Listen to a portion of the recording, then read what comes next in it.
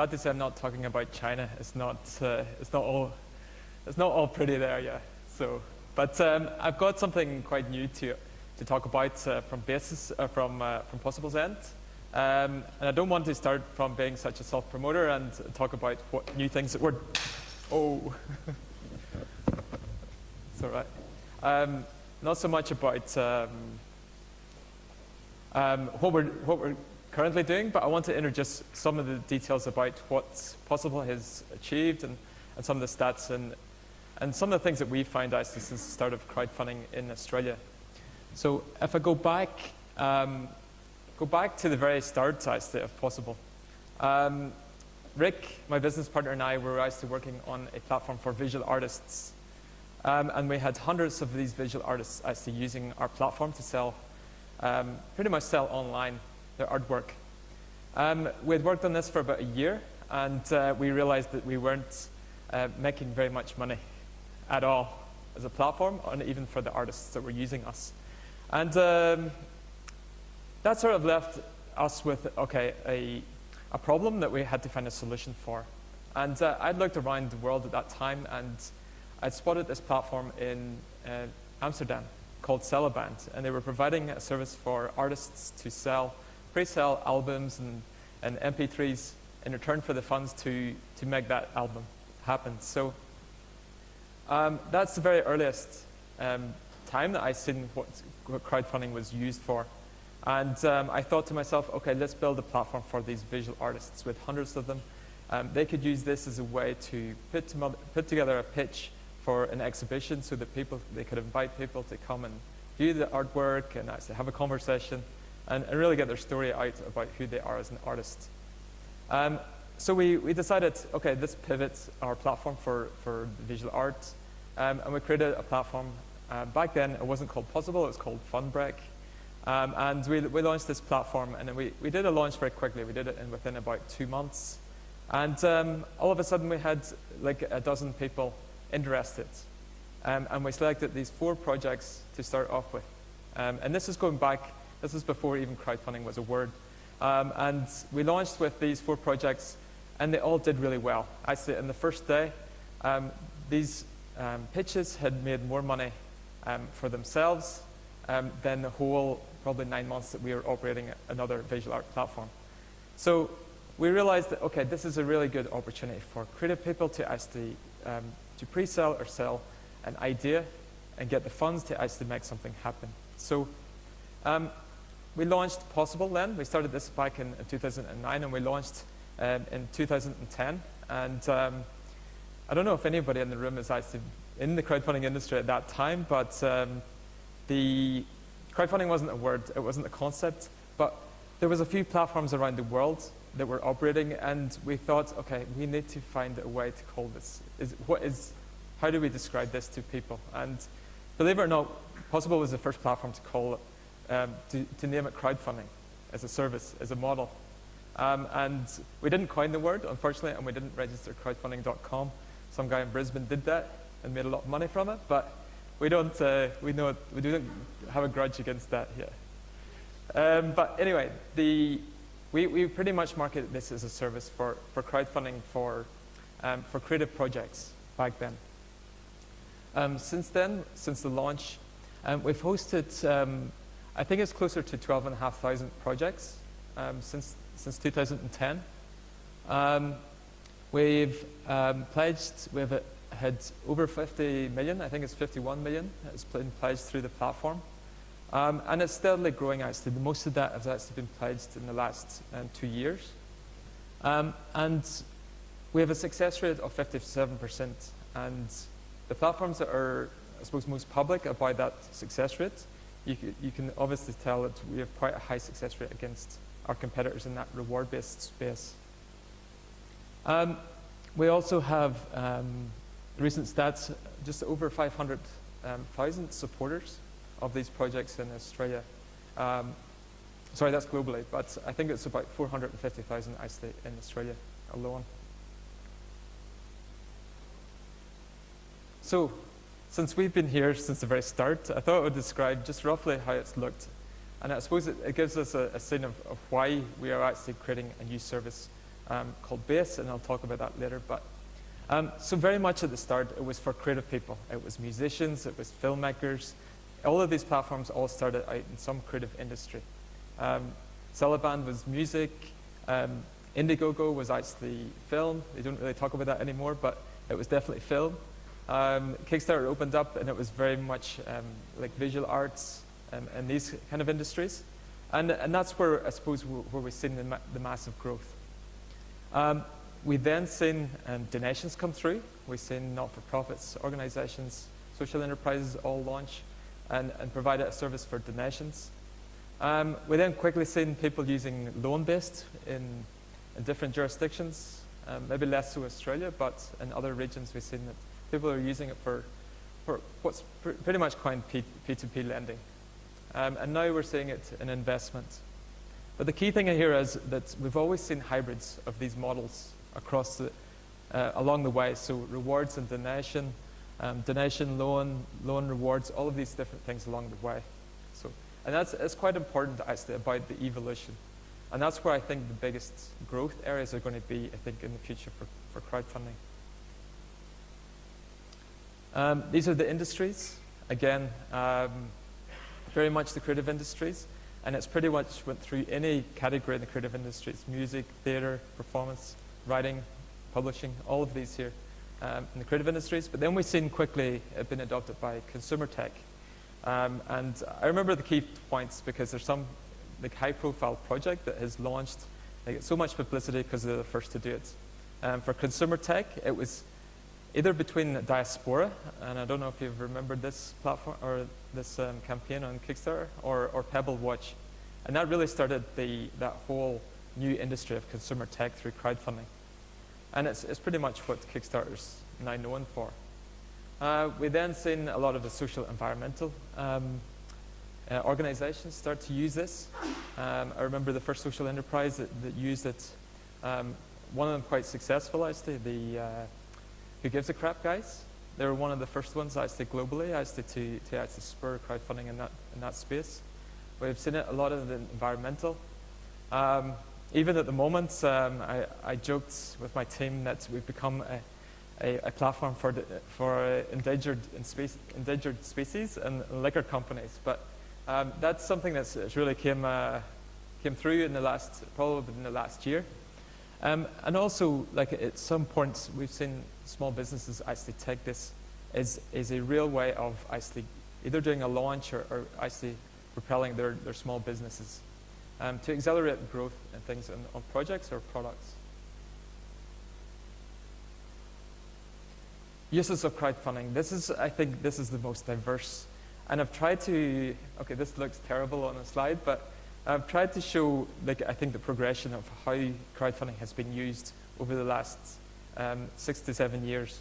So again, it started very much with project-based, very much about musicians, filmmakers, all trying to do a campaign and get everybody involved in it. It's in pre-sales. The most successful, I think, crowdfunding platform, and they don't call it crowdfunding platform, but Teespring for T-shirts.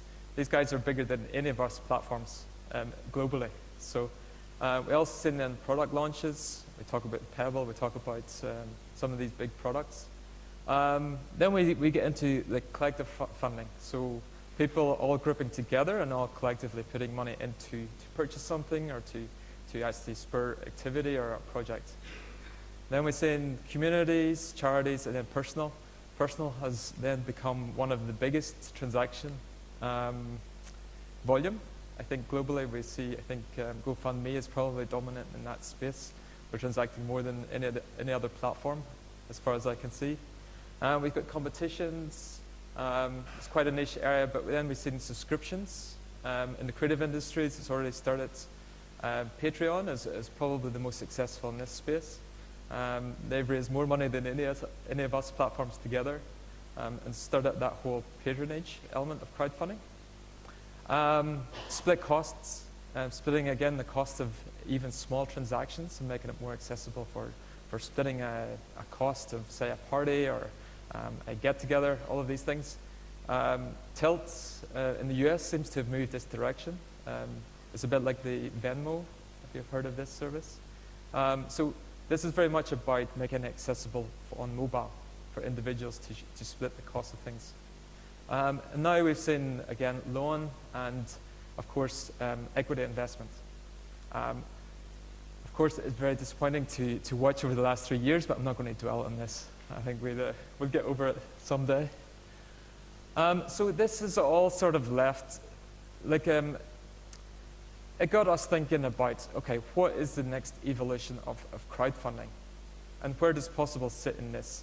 Like, Possible is I suppose, the dominant player in the reward-based space in Australia. But where do we see this? Where do we see the evolution of crowdfunding over the next 5 years? And our belief is that there is going to be still a lot more platforms and services opening up for each of these niches. And the reason for this is because platforms like us at the moment are quite broad in the way that they can be used, but they're not as flexible as they could be for different uses of crowdfunding.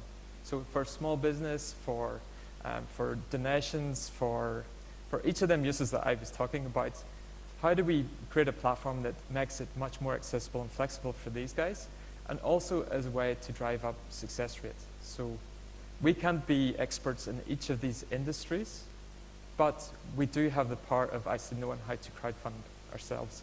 So we've built this service. It's pretty much the easiest service to set up. And for an organization, you pretty much need to click through a few screens, brand it, style it the way you want, and launch pretty much what is a Possible platform. We actually just migrated Possible onto this new service, so it's not even in beta, it's actually production ready, because if you go into Possible right now, you're using pretty much a base service for that service. So we've actually decided to, instead of trying to own crowdfunding, we're just making it incredibly easy for any of the niche platforms to actually set up and operate as a platform itself. A few examples of these, and we'll hear from Sean a bit quite soon. But we're looking at going into some of the niche areas of crowdfunding. So for example, in the sports areas, we've got platforms that are looking to use it in the solar, in the community solar space. We've got festivals, we've got design organizations, and you can see here Kids Give, which we'll hear about from Sean very shortly, which is a platform for kids, actually, to make it more accessible for kids to use crowdfunding in their schools and for entrepreneurial projects. These are some examples, actually, of who's using it, or who will be using it in the next few weeks. We've got corporates, and we've always been very much a partner-driven platform to begin with, but we've launched initiatives with quite a few different corporate sites over the last 6 years, but we're running a match funding initiative with Patagonia for social and environmental projects. 10 by 10, has anyone heard of 10 by 10? No? Okay, that's good. 10 by 10 is like a group of 10 people that invite 10 other people to pretty much an event every quarter. They've been doing this for about maybe 2 years, and which has allowed them to raise about $500,000 for 3 charities every quarter over that period. So it's every city, and you should check it out, and you should join one, because it's a really good event. We're also partnering up with some facilities. We've got Soccer Fives as a service that wants to pretty much allow people to easily transact as a team, to run a tournament or to run a group exercise or event. We've got universities. We've got quite a few universities already on board, and quite a few of them are interested in how this might look, simply because they can brand it for the first time. They've always asked us about taking away Possible. I don't know what's wrong with Possible's logo, but this is an opportunity for them to actually brand everything themselves. We got design festivals. We're doing actually quite a good matched funding program with Energy for Impact. If anybody is doing any not-for-profit solar projects in third world countries, these guys are match funding 30,000 through Possible at the moment. So take note if that's relevant to any of you guys. And we're also looking to work with some of the government agencies. One of the biggest disappointing things in the last few years is watching the government launch their own platform. And in some ways in competition to Possible. So in some ways we want to ensure that this never ever happens again. So we're making a service that's much more accessible and it doesn't cost us taxpayers any money to create a platform. We've got publications that are obviously doing ongoing campaigns to raise funds for journalist pieces, and also incubators and accelerators that might look at this as a way to pretty much get startups getting traction through crowdfunding, getting their first customers.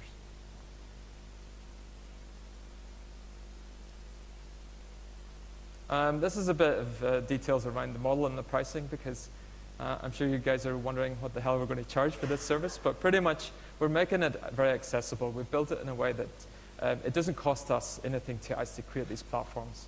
So for anybody that's looking to use it, we're pretty much giving them 3 months and just go nuts.